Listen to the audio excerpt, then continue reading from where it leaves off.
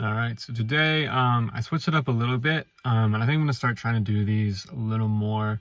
Just trying to like run once a week, just because I feel like when I've done it in the past, it's like I don't know, it's kind of like an adrenaline hit, I guess, which is kind of funny because we're gonna be talking about today. But felt really good. Didn't do anything crazy. It was really we just did. I think we did it's like 5 or 8 minutes. Not 100% sure. But we like would the jog the so we have a track at the high school or whatever. So we would jog the corners. There we go. Jesus. And sprint the straights. We did that for roughly 5 to 8 minutes.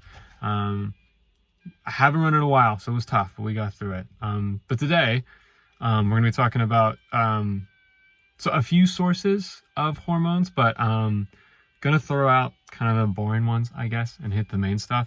And all the fun ones, the survival response ones, are going to come from your adrenal glands, which basically have two parts to them. They have the cortex, which is like around the outside, and the medulla, which is like in the heart of it. So you have the little cortex on the outside and the medulla on the inside.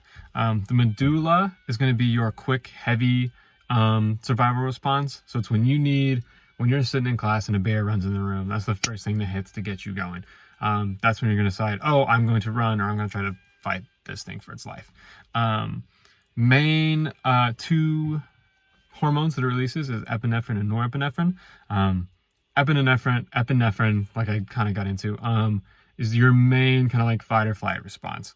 So it's going to mostly affect skeletal muscle. Say, hey, we need to like go like right now. Only really has a 7 to 14 second half-life.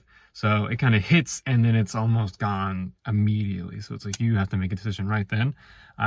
Next one is norepinephrine, which is basically just a stronger version of epinephrine. And it actually comes out as a neurotransmitter.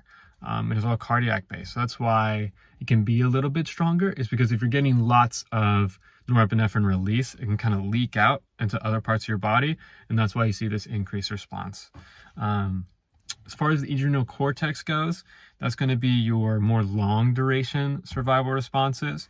So these are going to mostly mean aldosterone and cortisol. Aldosterone is going to be your reabsorption of sodium, so Na+. It's going to increase your blood pressure.